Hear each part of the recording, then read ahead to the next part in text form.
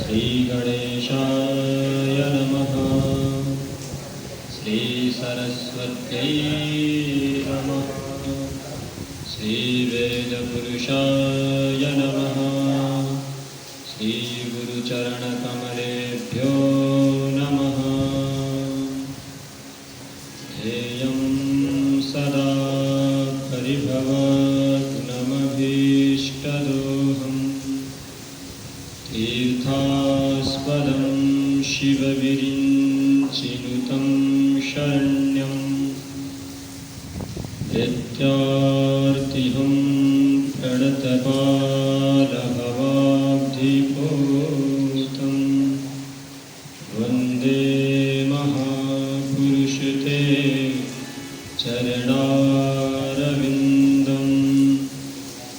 प्रह्लाद नारद पराशर पुण्डरीक व्यासाम्बरीश शुक शौनक भीष्मदाल्भ्यान् रुक्माङ्गदार्जुन वसिष्ठ विभीषणादीन् पुण्यानिमान् परमभागवतान् नमामि।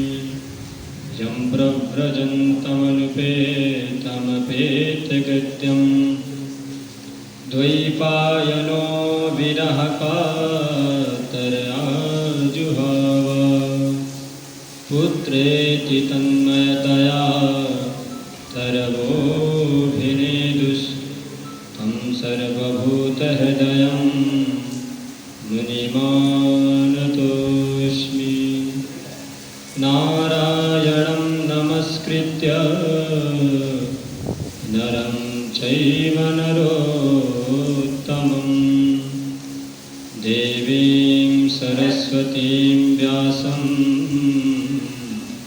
ततो जयमुदीरयेत्।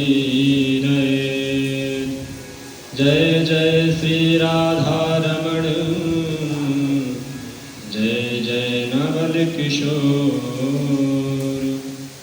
जय गोपीचित चोर प्रभु जय जय माखन चोर जय जय माखन चोर। बोली भागवत भगवान की। व्यासनंदन आदरणीय श्री सुखदेव जी महाराज की। श्री परीक्षित जी महाराज की। श्री सूत जी महाराज की। अपने मन वाणी अंतःकरण को पवित्र करने के लिए हम कुछ क्षण श्री हरि नाम संकीर्तन का सहारा लेते हैं। श्री राधे राधे गोविंद गोविंद राधे राधे राधे गोविंद गोविंद राधे। श्री राधे राधे गोविंद गोविंद राधे राधे राधे गोविंद गोविंद राधे। श्री राधे राधे गोविंद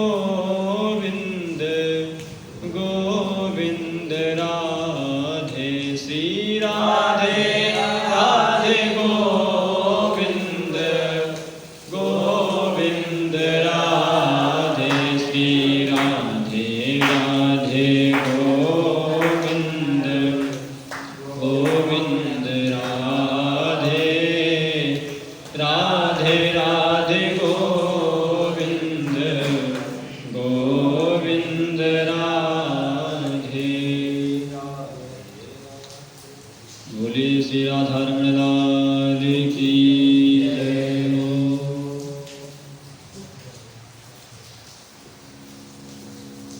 परम मंगलमय परात्पर अखिलेश्वर अकारण करुणा वरुणालय भक्तवांछा कल्पतरु श्री तड़िद्युत विनिंदित पीतांबरधारी चक्रधारी श्री बालकृष्ण लाल की वांगमयी शब्दमयी वाणीमयी प्रतिमूर्ति श्रीमद्भागवत महापुराण को बारंबार प्रणाम। सभागार में उपस्थित गुरुजनों के चरणों में बारंबार प्रणाम।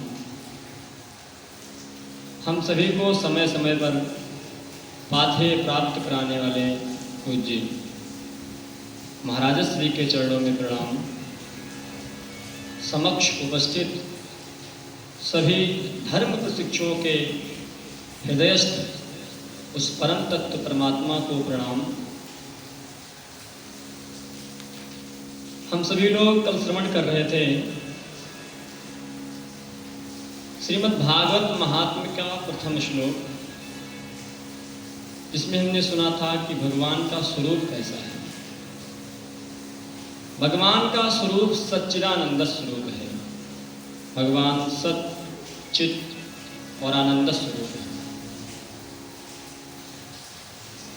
हमने सुना कि भगवान का कभी विनाश नहीं होता। वो पहले भी सत्य थे और अब भी सत्य है और आगे भी सत्य ही रहेंगे। उनका कभी विनाश नहीं होता, इसलिए परमात्मा को सत्य कहा गया। दूसरा नाम परमात्मा का चित है, क्योंकि वह स्वयं प्रकाश स्वरूप है। उसी की शक्ति से इस चंद्रमा में शीतलता है और इस सूरज में रोशनी है। हमारे आंखों में जो ज्योति है वो उसी परमात्मा से है।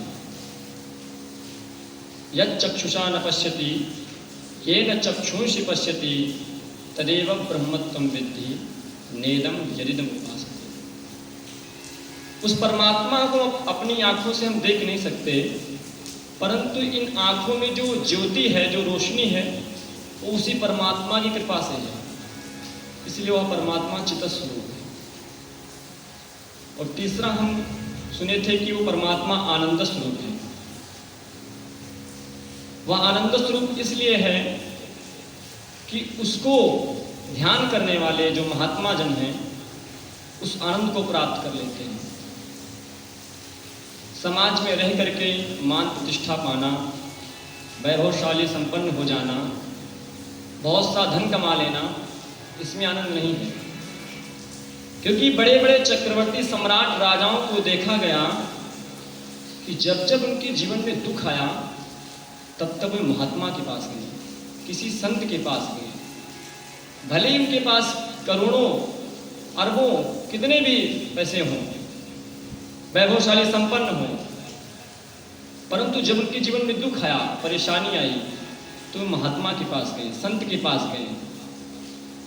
क्योंकि संतों के पास आनंद है, सच्चा आनंद, सच्चा सुख उन्हीं के पास है। परीक्षित जी के जीवन में जब दुख आया, जब उनको शाप लगा, इतने वैभवशाली संपन्न होने के बाद, इतनी सेनाएं थी उनके पास, महल था, राजा थे, फिर भी किसके पास गए? जो केवल एक कौपीन में बैठा है, संतों के पास गए। संत उनके पास गए, संतों ने उनको आनंद दिलाया। यदि संत नहीं आते तो वो जीवन मुक्त नहीं हो पाते।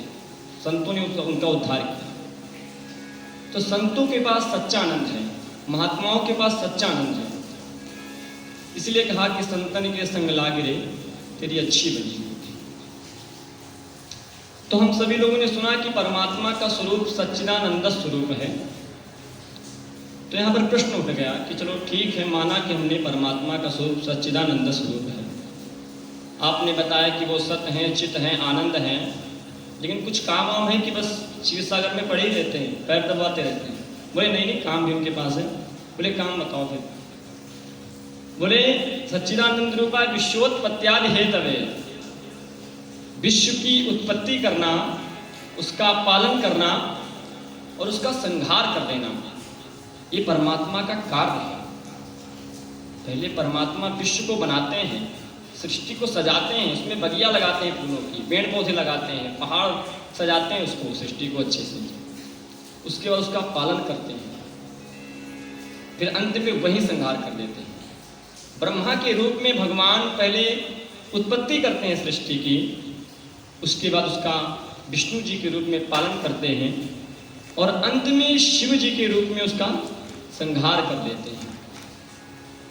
परमात्मा ही तीनों स्वरूप में ही। बोले परमात्मा ऐसा क्यों करते हैं भाई?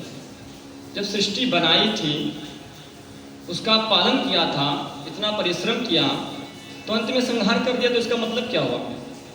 अगर संहार ही करना था अंत में तो बनाया नहीं होता, इतनी मेहनत नहीं की होती। और जब बना ही दिया तो फिर संहार क्यों नहीं किया?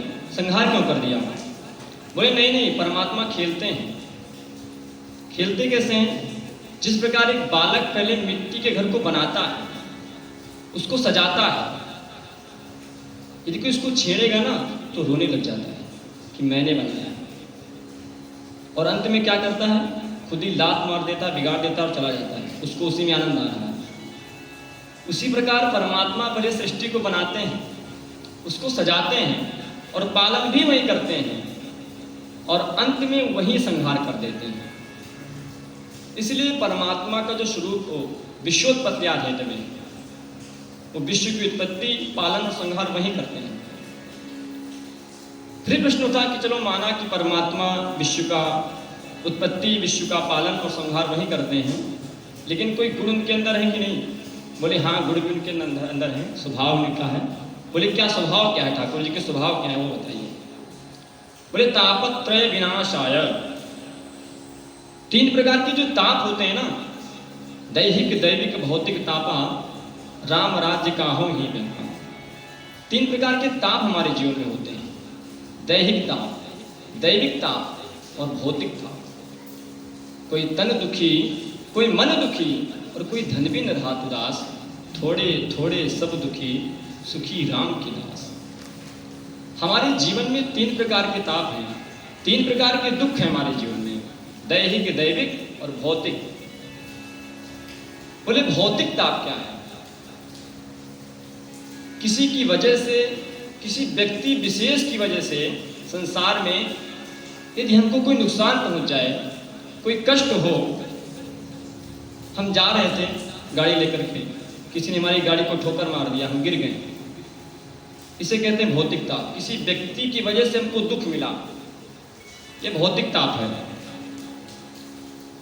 और दूसरा है दैविक ताप, अर्थात देव का ताप, जो देवताओं से हमको दुख मिलता है उसको दैविक ताप बोलते हैं। देव का ताप, हमने खेत में बहुत अच्छी फसल लगाई, बहुत अच्छी खाद डाली, बहुत अच्छा पानी लगाया, बहुत बढ़िया खेती हो गई।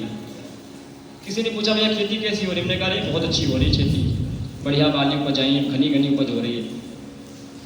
शाम को बात कर ही रहे थे कि रात में आंधी चली, ओले पड़े और खूब जोर की वर्षा हुई, सारी खेती बर्बाद हो गई। आप कुछ नहीं कर सकते। क्यों? क्योंकि देवताओं की तरफ से कुछ दुख मिला, उसमें आप कुछ भी नहीं कर सकते। इसे बोलते हैं दैविक ताप। और तीसरा ताप है दैहिक ताप। दैहिक ताप अर्थात देह का ताप, जो हमको अपनी देह से ताप मिलते हैं, जो अपनी देह से दुख मिलते हैं, उसको बोलते हैं दैहिक ताप। जो शरीर में बुखार आ गया, जुखाम हो गया, इसको दैहिक ताप बोलते हैं। किसी को कैंसर हो गया, अब जीवन में जितनी कमाई की थी कैंसर में निपटाओ, पूरे पैसे खर्च हो गए, दुख हुआ इससे, इसको बोलते हैं दैहिक ताप। इसीलिए कहा कि पहला धर्म निरोगी काया। सबसे पहला धर्म है निरोगी काया होनी चाहिए। आपका स्वास्थ्य बढ़िया है तो आपका सभी कार्यों में मन लगेगा, आप कथा भी सुनेंगे, पूजा पाठ करने में भी आपका मन लगेगा, सभी कार्य आपके अच्छे से होंगे। और यदि आपका स्वास्थ्य ही अच्छा नहीं है तो आप कोई कार्य कर नहीं पाएंगे, करेंगे भी तो आपका मन नहीं लगेगा। इसलिए कहा गया कि अपने स्वास्थ्य को जरूर अच्छा रखना चाहिए। ये 3 प्रकार के ताप 3 पापों से बनते हैं। ये 3 प्रकार के पाप कौन कौन से हैं? हम 3 प्रकार के पाप करते हैं, मनसा, वाचा और कर्मणा। एक मानसिक पाप करते हैं, एक वाचिक पाप और एक कायिक। कायिक, वाचिक और मानसिक 3 प्रकार के पाप हम लोग करते हैं। कभी कभी हम लोग मन से पाप कर देते हैं।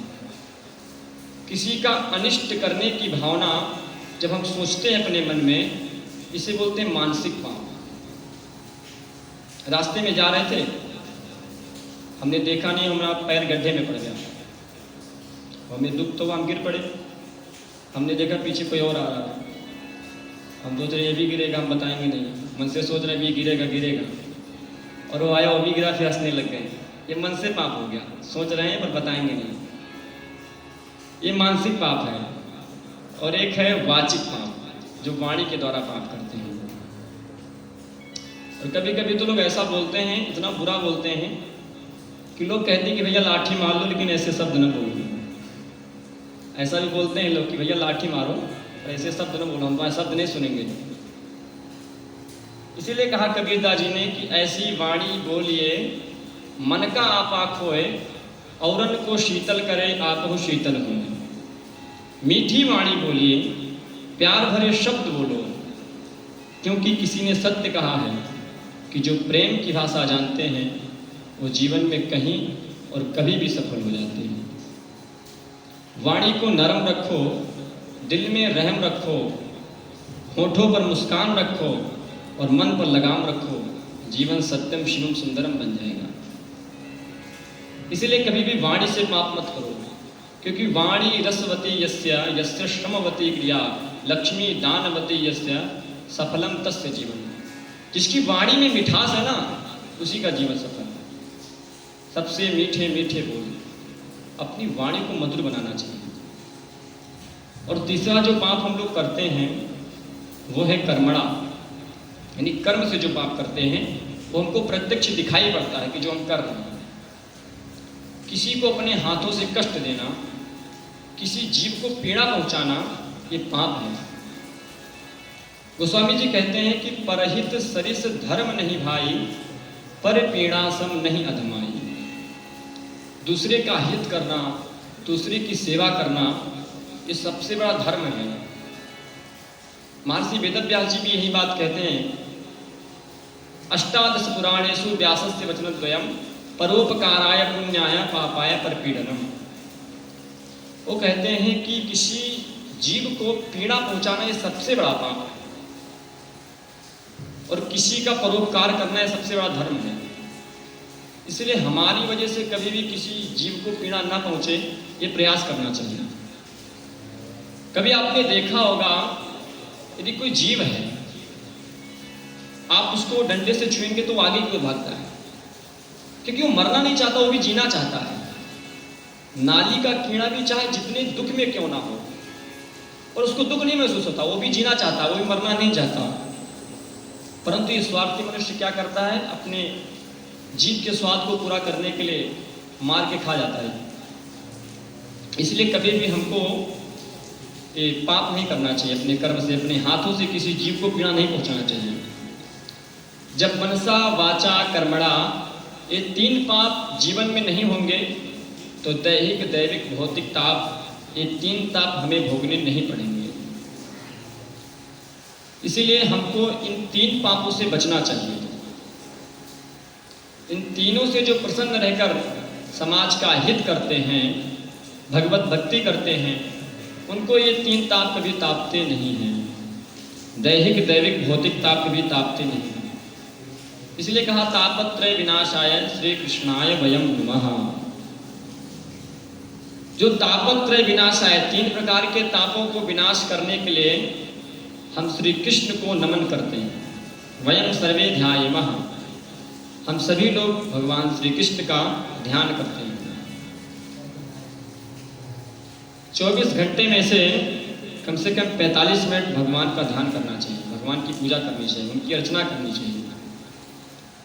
मनुष्य दुख में प्रभु का स्मरण करता है, परंतु सुख आते ही ईश्वर को भूल जाता है। दुख में सुमिरन सब करें, सुख में करें न कोई, और जो सुख में सुमिरन करे तो दुख काहे को। यदि हम सुख में भी भगवान का सुमिरन करेंगे तो हमें दुख मिलेगा ही, हमारे जीवन में दुख आएगा नहीं। मनुष्य का स्वभाव सुंदर नहीं है, वह भगवान को भूल जाता है। परमात्मा का शरीर तो हो सकता कभी सुंदर ना हो, मत्स्य अवतार, कूर्म अवतार, वराह अवतार ये आदि सुंदर नहीं थे, परंतु परमात्मा का स्वभाव सुंदर है, अतिशय सुंदर है। दूसरों का दुख दूर करने का परमात्मा का स्वभाव है, दूसरों को पीड़ा को दूर करने का परमात्मा का स्वभाव है। इसीलिए तो भगवान वंदनीय है। आध्यात्मिक ताप, अधिदैविक ताप, अधिभौतिक ताप, तीनों प्रकार के तापों का नाश करने वाले भगवान श्री कृष्ण की हम वंदना करते हैं। अच्छा, बहुत लोग पूछते हैं कि भैया वंदना करने से क्या होगा? तो वंदना करने से हमारे पाप जलते हैं, वंदना करने से हमारे पाप जलते हैं। श्री राधा कृष्ण की यदि हम वंदना करेंगे तो आपके सारे पाप नष्ट हो जाएंगे। परंतु वंदना अकेले शरीर से नहीं बल्कि मन से भी करनी चाहिए। यदि आपका शरीर मंदिर में है और आपका मन कहीं और है तो वंदना आपकी सार्थक नहीं होगी। इसलिए मन से भी वंदना को करना चाहिए, अर्थात श्री राधा कृष्ण को अपने हृदय में पधराओ और उनको प्रेम से नमन करो, क्योंकि जो नमन है वो प्रभु को बंधन में डाल देता है। दुख में जो साथ दे वह ईश्वर है और जो सुख में साथ दे वह जीव है। ईश्वर सदा सुख में ही रहते हैं, ईश्वर सदा दुख में ही रहते हैं, परंतु जो मनुष्य है ये सदा सुख में रहता है, दुख आते ही छोड़ देता है। परंतु भगवान दुख में कभी नहीं छोड़ते हैं। भगवान ने जिस चीज को सहायता दी है दुख में ही दी है। पांडव जब तक दुख में थे, जब तक वनवास में रहे, जब तक उनके दुख आया तब तक भगवान ने मदद की, और जैसे ही पांडवों को राज्य मिला भगवान तुरंत छोड़कर चले गए, द्वारिका चले गए। ईश्वर जिसे भी मिले दुख में ही मिले, इसीलिए कहा सुख का साथी जीव और दुख का साथी ईश्वर है। इस बात का हमेशा मनन करना चाहिए।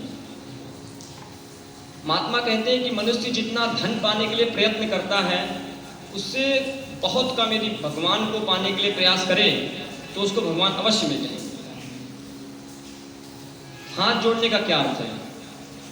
भगवान के आगे मस्तक नमाने का क्या अर्थ है? हाथ जोड़ने का अर्थ है कि मैं अपने इन हाथों से सत्कर्म करूंगा, इन हाथों से दूसरों को कष्ट नहीं पहुंचाऊंगा, इन हाथों से सेवा करूंगा, इन हाथों से अपने माता पिता की सेवा करूंगा।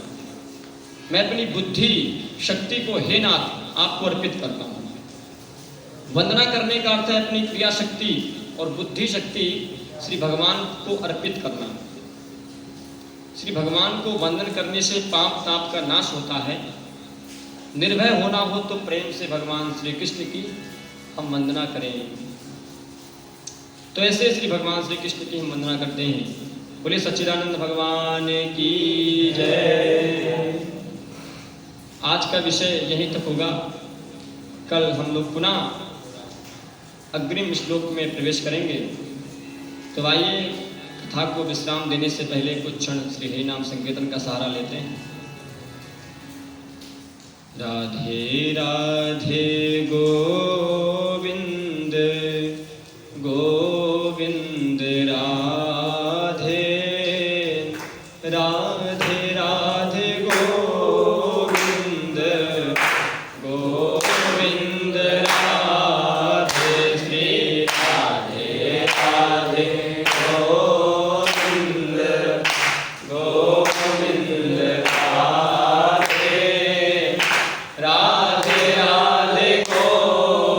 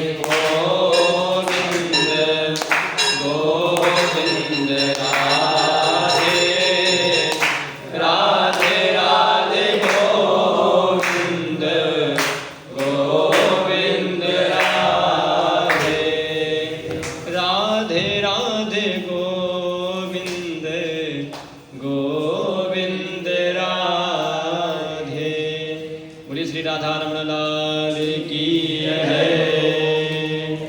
सुखदेव जी महाराज की जय। व्यास जी महाराज की जय। परीक्षित जी महाराज की जय। भागवत भगवान की जय। जय जय